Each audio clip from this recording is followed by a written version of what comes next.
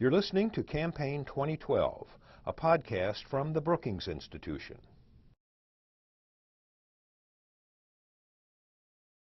In your paper, you suggest 4 areas, if I'm remembering correctly, of reforms that are not simply government reorganization and shuffling around the flowcharts.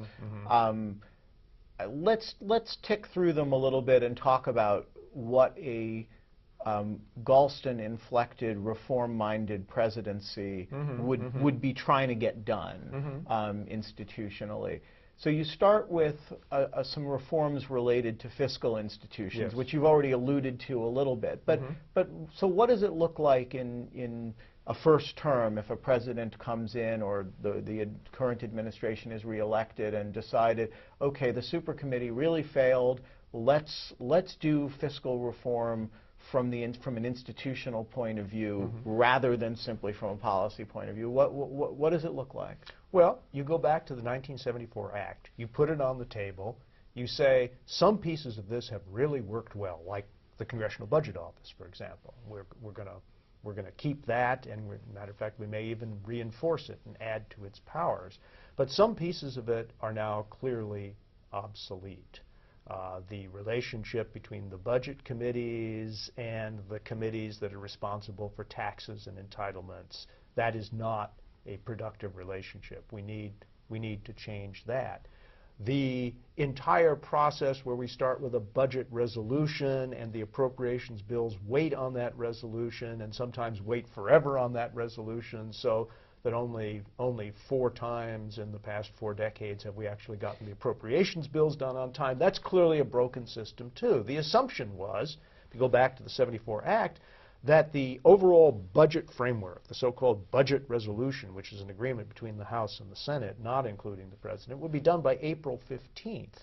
Well, they barely cleared their throats to begin talking about it in Congress by April 15th for the most part. So those are examples of things that experience has taught us don't work. Some of them didn't work from the very beginning, and others have worked less and less well over the past 4 decades. So you change that. And details to come. There are a lot of proposals on the table. I'm about to come out with a big paper summarizing the wisdom of a number of graybeards on such questions. But there are a lot of ways to go. But if you want to improve both the substance and the timeliness of our fiscal decisions, then the status quo is simply not an option. So you also propose both the consolidation of agencies and government functions that are duplicative and the deconsolidation of things that have been consolidated in ways that don't work. Walk us briefly through why each of those is important and give us an example of them. Well, first of all, if there's an important function of government, in order to discharge it effectively and accountably, you need a single locus of responsibility. There's a lot of experience that points in that direction. I'll take a very important function, ensuring the safety of our food supply. For a century, that single function has been distributed across a number of agencies, some of which are cross-pressured. The Department of Agriculture has responsibility for food safety, for example, but it's also responsible for food processors and food producers who may not always be very enthusiastic about safety procedures that they see as imposing additional costs on them. In my judgment, we need to bring together all of the scattered food safety functions of the federal government into a single food safety agency whose sole mission it is to advocate for and push for the safety and security of the U.S. food supply. Now I'll give you an example of the reverse. The Department of Homeland Security was a genuine institutional response to the events of 9/11, and it's had a number of positive consequences. But in some respects, the consolidation went too far. For example, the Federal Emergency Management Agency, FEMA, which used to have direct access to the president is now layered in a very complex bureaucracy. And we saw the consequences in Hurricane Katrina and the ineptitude of the federal government's response to that, which had something to do with snarled lines of communication. And FEMA was notably ineffective in figuring out how to discharge its responsibilities under law. Just a few years earlier, it had been one of the genuine institutional success stories of the Clinton administration. FEMA was not highly regarded when Bill Clinton took office, but it was regarded as an A+ agency by the time he left. And it was a lot easier to achieve that change with an independent entity than in something that is layered 3 or 4 tiers down in the bureaucracy of Homeland Security, which is where it is now. So I am strongly in favor, and I'm not alone in this, in advocating the deconsolidation of FEMA. It has a distinctive domestic disaster responsibility unrelated to terrorism, unrelated to Homeland Security defined in military terms, and it ought to be free to carry out that mission and to report directly to the president when necessary. Finally, there's a last category of reforms that you talk about that are aimed specifically at depolarizing the political culture. I'm wondering if you can give, first of all, a general justification for why a president who is himself a partisan, whether that's whatever president we have is the product of a party system, would want to push in that direction toward a less party polarized culture. And secondly, talk a little bit about some of the specific steps that you urge in that direction. Well, 2 things. First of all, partisan polarization today is at the highest level it has reached in more than 100 years. Not since the 1890s have we seen this sort of unity within each party or such a division between the parties. And we have seen in recent years what the consequences are for public policy, and President Obama himself has felt the consequences.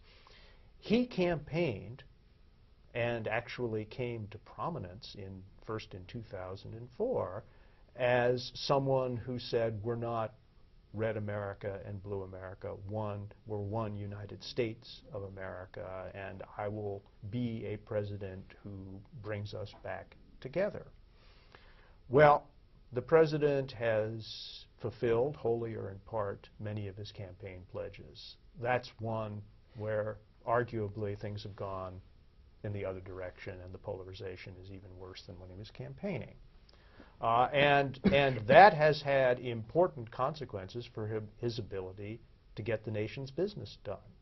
I don't think he wanted his major initiatives to stand or fall on straight party line votes, but that's what happened.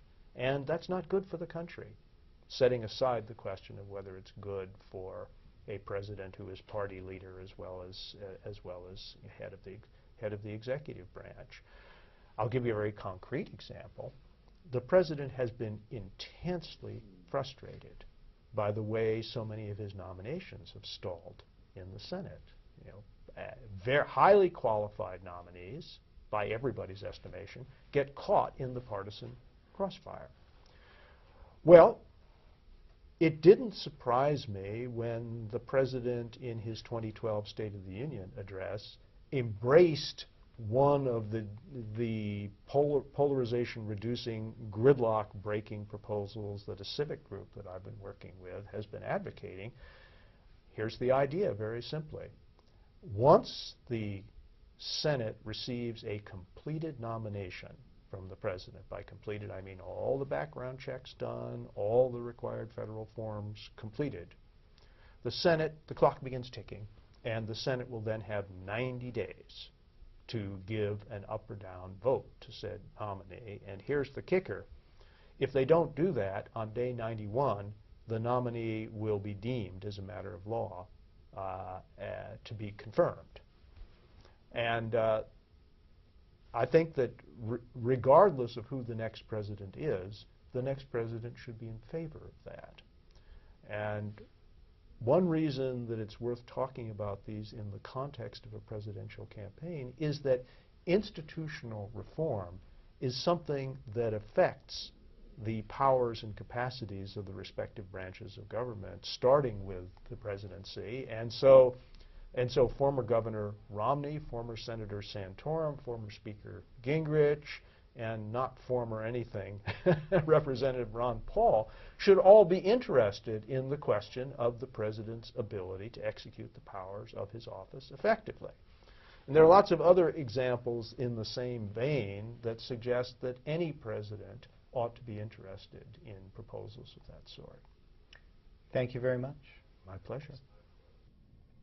For more information about the paper discussed here or the Campaign 2012 project, please visit our website at www.brookings.edu/campaign2012.